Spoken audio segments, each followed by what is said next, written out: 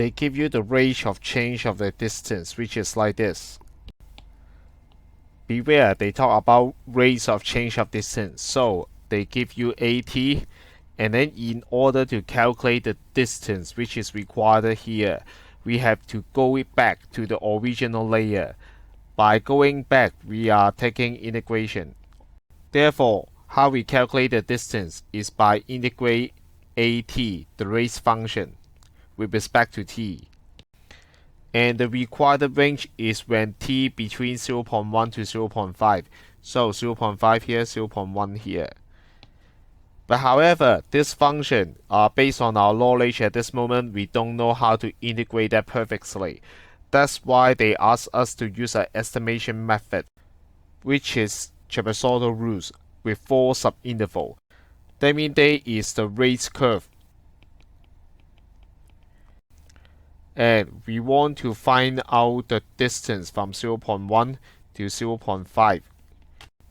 The distance trouble is the area here. We are calculating the area under this curve.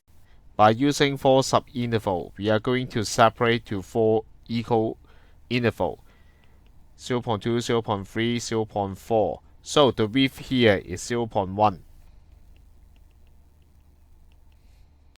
And then we are assuming this part is a trapezium. That's why we need the height. That means we substitute t equal to 0.1, 0.2, 0.3 like this. To be more systematic, don't forget to write down consider a 0.1, a 0.2, a 0.3, a 0.4, a 0.5. And then we are going to calculate this systematically. To avoid any careless mistake, you should copy down, you should substitute one by one, column by column. This time we substitute 0.1 here, and then e power 2 times 0.1. Simplify first, you have 60, and then 1 plus 1 times of e power of negative 0.2. So the rest you can get the pattern by just copy down vertically. This is 1 plus 2, 1 plus 3, 1 plus 4, 1 plus 5. E power of 0.4, e power of 0.6, e power of negative 0.8, e power of negative 1. So this is 60 times 2, 120 e power of negative 0.2. This is 60 times 3, 180. So you get the trend, 240, 300, 360. E power of negative 0.4, e power of negative 0.6, e power of negative 0.8, e power of negative 1. Have a standardized habit to avoid any careless mistake. Then you can get the estimation D1. D1 is an estimation of the integral. We have upper base plus lower base.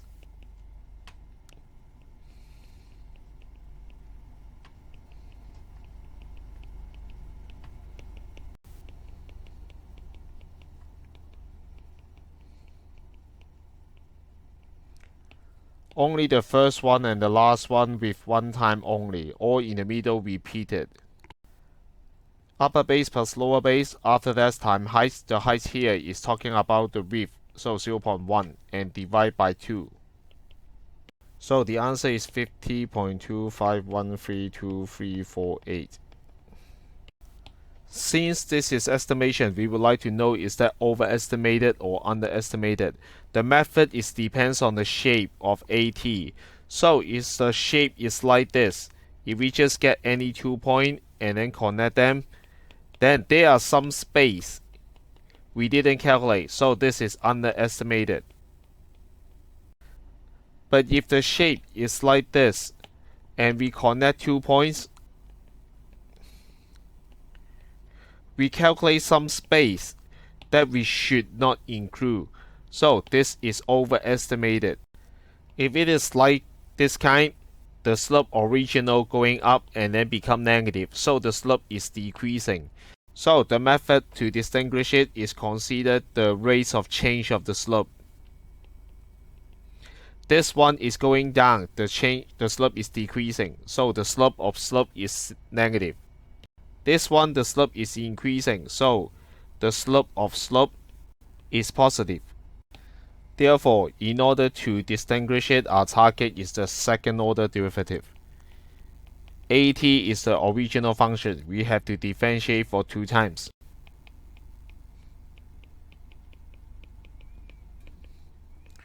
But it's trouble task. We differentiate the first item, give 10. And then we keep the first factor, differentiate the second one. And by chain rule, we have -2. But there is one trick, is this part, the term combination are exactly the same as the original one. So we should separate the original part and the extra part. We expand it, we get 600 e power -2t. And then we have -120 times of this component. So if we differentiate the second time, we can reuse it. The first one is just 600 times e power -2t times -2. The second part, what inside the bracket, just copy down what you write here. So we have 10 e power -2t and then -2 times 1 plus 10t times e power -2t. And then we just tidy up and separate them term by term to find any like terms. We have -1200 e power -2t. And then don't be too aggressive, just handle these two terms. So positive 240. And then we have 1 plus 10t times e power -2t. That means -2400. Here we have 240 e power -2t. And also 2400 t times of e power -2t. To simplify, we have two terms only, so -2160 e power -2t and plus 2400 t e power -2t. Because we want to know the sign, so we should factorize it to prove that is that always positive or always negative. We extract 240, we extract e power -2t. We have -9 in the first term, and then from the second term we have positive 10t. The first factor here is always positive, so the key point is when t within this range, is this positive or negative. Even t is the largest value, 0.5, is still not enough to -9, so this will give you negative. There is negative slope, that's why our conclusion is underestimated. Since -9 plus 10t is smaller than 0 when t is between 0.1 to 0.5. That's why we know that the second order derivative is smaller than 0. Therefore, d1 is underestimated.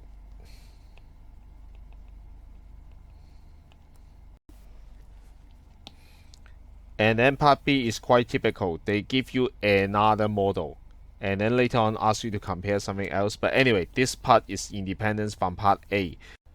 They give you another rate of change of distance, which is called B, T. If you want to get D2, you are going to integrate that also. D2 is equal to integrate within the range 0.1 to 0.5 with respect to time t. To integrate this, you'll find that their power are the same, both power of 1. So if you put this inside the differentiation behind, you still can't make the same thing here, so it's wasting time only. If you have no idea, then you may let u equal to 1 plus 2t. Usually we will consider the denominator or parts of the denominator be u, and then you can solve it. Just simply don't forget to change the upper bound and lower bound. But there is still one method, avoid using u. The key point is you can downgrade the polynomial here.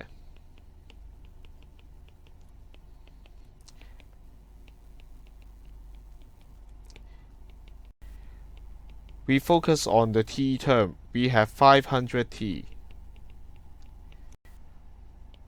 and the ratio of the coefficient to the constant is 2 to 1. So if I can create 250 in front, then this whole thing will cancel out each other and then give you a whole number. But I can't change the value, so I have to minus 200 to maintain its value. So therefore, if I can go back here, but now I create something that which is favorable in our calculation. 250 plus 500t divided by 1 plus 2t, and then minus 200. 1 over 1 plus 2t dt here. This is just simply a constant, 250. Easy to integrate. And then at the back, we have 1 plus 2t. Now this is not the same, so I would like to create d2t here. And if I do so, multiply t, then I have to divide by 2 in front. And don't forget that you can feel free to add a constant inside derivative function.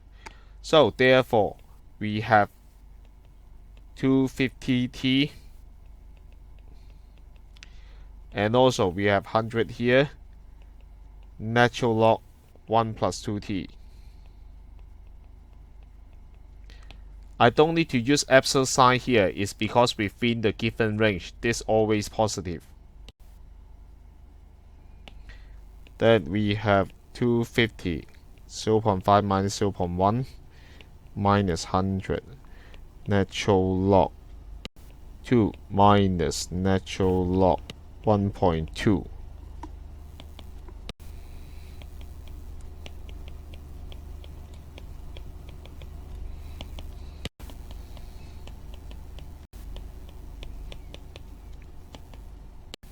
(48.91743.762).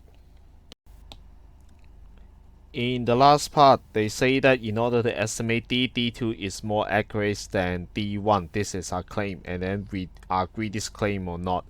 So to understand this, first we better write down D1 and D2 and compare with the true value. D1 is this amount, while D2 is this amount. And don't forget a very important finding in A is it is underestimate. D1 is underestimate. To translate this into inequality, that means our estimation D1 is smaller than the true value. And don't forget you can also compare D1 with D2. D1 is 50 something, is larger than D2.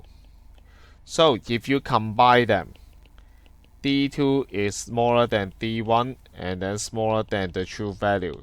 You'll find that D2 is even further away from our true value. So we can draw the conclusion that D2 is not more accurate, it is less accurate. Therefore, do not agree the claim.